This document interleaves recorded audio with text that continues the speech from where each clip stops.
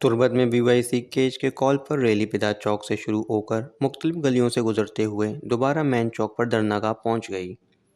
Rally کے شرکاء doctor Mahrang Baloch اور دیگر ساتھی کارکنوں کی رہائی کا مطالبہ کر رہے تھے۔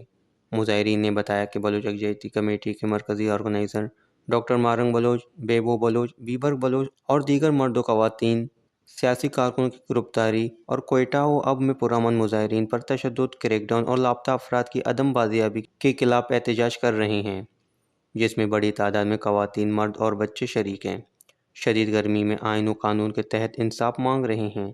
مظاہرین نے احتجاجی بینرز اور پلے کارڈز اٹھا رکھے تھے اور نعرے لگاتے ہوئے شہر کے مختلف گلی اور سڑکوں پر مارچ کیا۔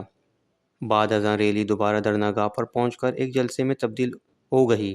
جلسے سے خطاب کرتے ہوئے BYC کے رہنما سید بی بی بلوچ، نازگل بلوچ و دیگر نے کہا کہ ڈاکٹر مارنگ بلوچ اب قوم کی امید بن چکی ہیں۔ عوام سے انہیں الگ کرنا ممکن نہیں کیونکہ وہ لوگوں کے دلوں میں بس چکی ہے اور انہیں کسی جبر یا فستائیت سے مٹایا نہیں جا سکتا۔ انہوں نے کہا کہ ڈاکٹر مارنگ بلوچ کی گرفتاری ہمارے لیے کوئی نئی بات نہیں، کیونکہ بلوچ قیادت روز اول سے اپنے بنیادی حقوق اور قومی تشخص کے تحفظ کے لیے ہر ممکن قربانیاں دیتی آ رہی ہے۔ انہوں نے اعلان کیا کہ ڈاکٹر مارنگ بلوچ، بیبر بلوچ، بیبو بلوچ اور ناصر قمرانی سمیت تمام گرفتار رہنماؤں کی رہائی تک احتجاج جاری رہے گا۔ کہا کہ احتجاج جہاں BYC کی قیادت کے کال کے مطابق ٹوکن ہڑتال مغرب تک جاری رہے گا۔ وش نیوز کیچ